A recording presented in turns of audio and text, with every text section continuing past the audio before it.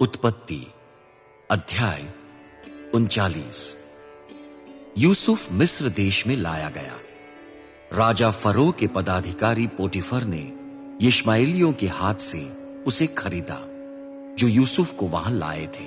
Potiphar मिस्र देश का उच्चाधिकारी और राजमहल के अंगरक्षकों का नायक था।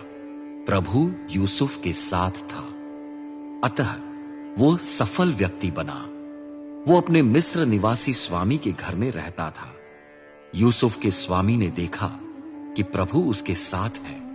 जो कुछ वो करता है उसे उसके हाथ से प्रभु सफल बनाता है। अतः यूसुफ ने पोटीफर की कृपा दृष्टि प्राप्त की और वो उसका निजी सेवक बन गया। पोटीफर ने उसे अपने घर का निरीक्षक नियुक्त किया और उसके हाथ में अपना सब कुछ सौंप दिया। जिस समय से पोटीफर ने उसे अपने घर का निरीक्षक बनाया और उसके हाथ में अपना सब कुछ सौंपा, उस समय से प्रभु ने यूसुफ के कारण उस मिस्र निवासी के घर को आशीष दी। उसके घर और खेत की प्रत्येक वस्तु पर प्रभु की आशीष होने लगी। पोटीफर ने अपना सब कुछ यूसुफ के हाथ में छोड़ दिया। उसके रहते वो भोजन करने के अतिरिक्त घर के संबंध में और कुछ नहीं जानता था। यूसुफ शरीर से सुडौल और देखने में सुंदर था। कुछ समय के पश्चात यूसुफ के स्वामी की पत्नी ने उस पर बुरी नजर डाली। उसने कहा, मेरे साथ सो।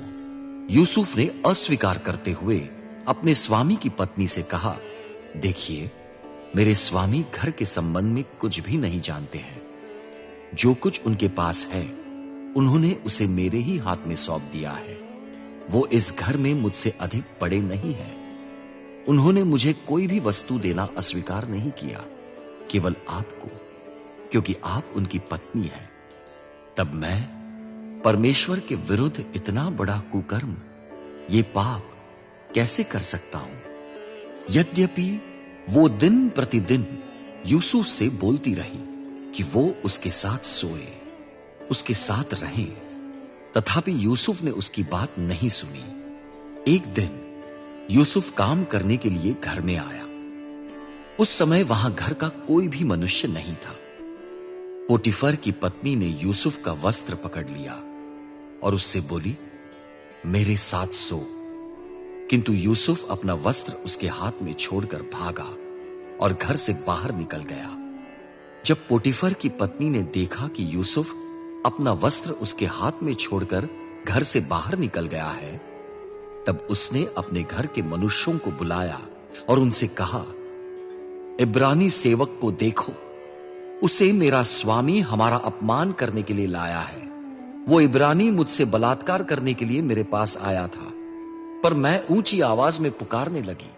जब उसने सुना कि मैं ऊंचे स्वर में चिल्लाकर पुकार रही हूं, तब वो अपना वस्त्र मेरे हाथ में छोड़कर भागा और घर से बाहर निकल गया। जब तक उसका स्वामी अपने घर में नहीं आया, उसने यूसुफ का वस्त्र अपने पास पड़ा रहने दिया। उसने अपने स्वामी से भी यही कहा, जिस इब्रानी सेवक को आप हमारे मध्य में लाए हैं, वो मेरा अपमान करने के लिए मेरे पास आया।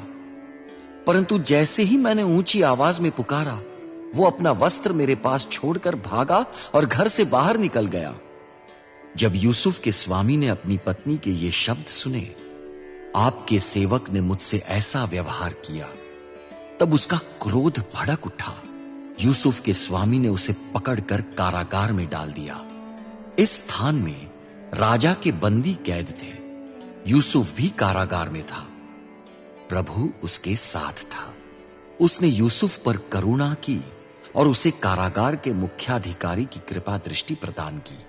अतः कारागार के मुख्याधिकारी ने कारागार के सब बंदियों को यूसुफ के हाथ में सौंप दिया।